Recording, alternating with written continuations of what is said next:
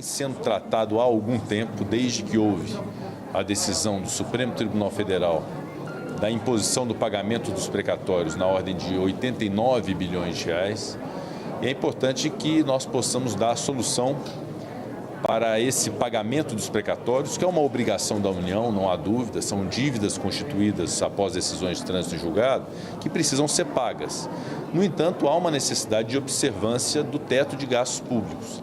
E a proposta de emenda à Constituição que veio do Executivo e que hoje está sendo trabalhada, e muito bem trabalhada pelo deputado Hugo Mota, é no sentido de buscar compatibilizar a necessidade de pagar os precatórios com a observância do teto de gastos públicos e com o espaço fiscal necessário para se abrigar um programa social que todos nós concordamos que precisa existir. Portanto, por parte do Senado Federal, primeiro dizer que nós entabulamos as discussões no início a respeito de um modelo que pudesse fazer com que se pagasse os precatórios dentro do teto e que o saldo desse estoque de precatórios pudesse ser objeto de negócios jurídicos, inclusive pagamento de dívidas tributárias, o que me faz crer que isso poderá ser objeto de diversas negociações jurídicas capazes de zerar o estoque de precatórios e, ao mesmo tempo, fazer observação do teto de gastos. E, com isso, considerando que eu participei dessa discussão, foi inclusive na residência do Senado, com a presença do presidente Arthur Lira, do líder do governo no Senado, senador Fernando Bezerra, do próprio ministro Paulo Guedes, nós temos a obrigação de dar essa solução, de dar esse andamento.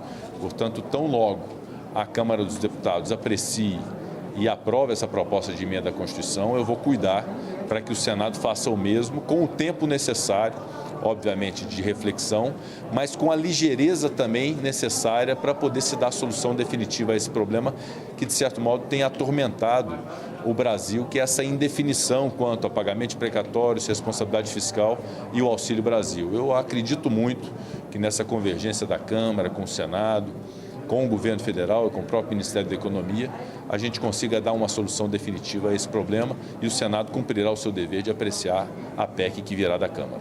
Vai direto para o plenário, presidente, ou o senhor acha que primeiro vai para a Comissão de Justiça? É uma avaliação que nós vamos fazer, mas talvez, diante da celeridade que precisa se dar a essa solução dos precatórios e do Auxílio Brasil, nós possamos invocar um normativo que existe hoje no Senado Federal, em razão das sessões remotas, semipresenciais, a possibilidade de se ir direto para o plenário do Senado. Então, essa possibilidade nós vamos avaliar. O importante é não prejudicar a análise e o amadurecimento da proposta, evidentemente, que é a nossa responsabilidade legislativa, mas dar a celeridade devida a essa PEC.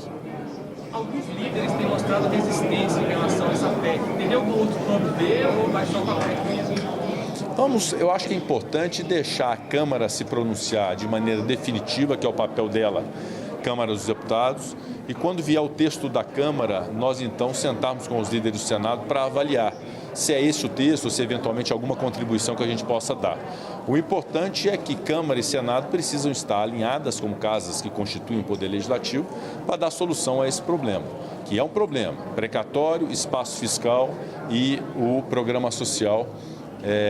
Vamos fazer isso com a celeridade necessária e gerando o impacto que seja um impacto previsível no mercado, que seja aceitável pela sociedade, porque a sociedade clama por um programa social, mas ao mesmo tempo pede a responsabilidade fiscal.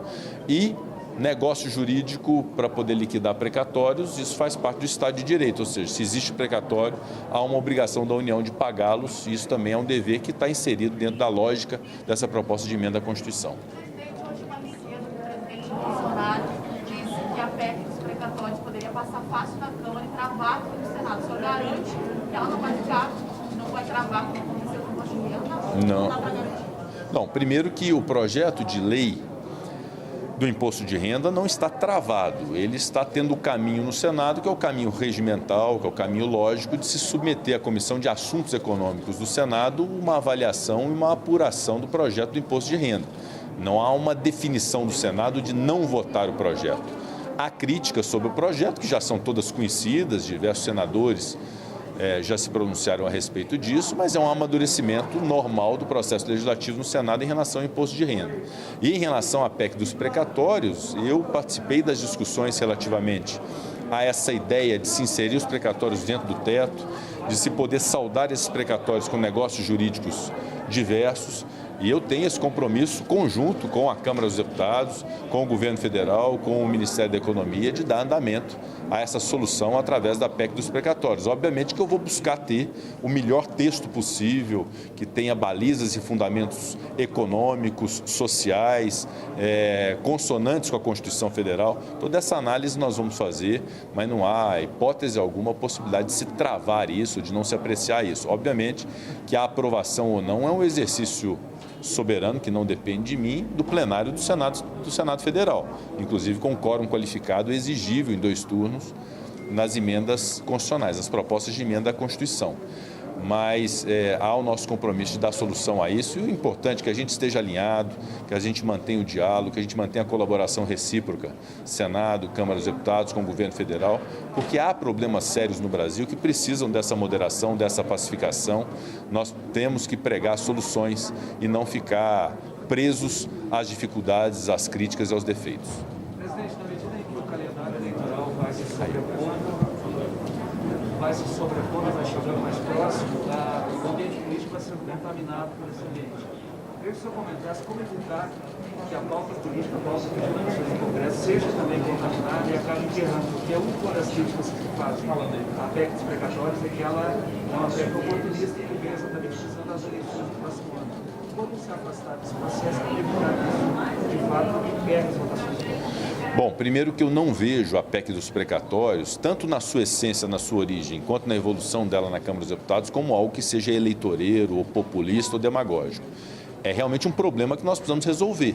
Há uma obrigatoriedade de se pagar precatórios, ao mesmo tempo uma imposição de teto de gastos públicos, a necessidade do espaço fiscal para um programa social que dê auxílio às pessoas que precisam, 17 milhões de pessoas e de famílias que esperam esse auxílio do Estado brasileiro.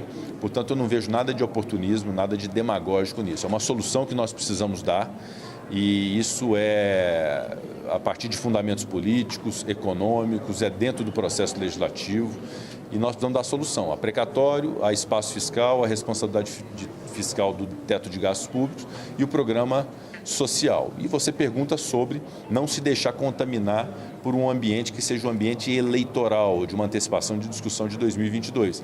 Eu acho que esse é um papel de todos nós, a imprensa colabora e deve colaborar muito com isso também, que uma coisa é os partidos se organizarem, os pré-candidatos se apresentarem, as pessoas se organizarem nos seus estados para disputas eleitorais, eventuais divergências que hajam em relação ao governo federal, ao presidente da República ou à sua oposição. Mas é muito importante que não deixemos contaminar o momento de agora, que exige união, que exige uma soma de esforços e das inteligências todas somadas para poder dar solução aos problemas do Brasil, deixar se contaminar por algum tipo de proveito ou aspecto de cunho eleitoral. Por isso é que 2022 tem que ser reservado para 2022.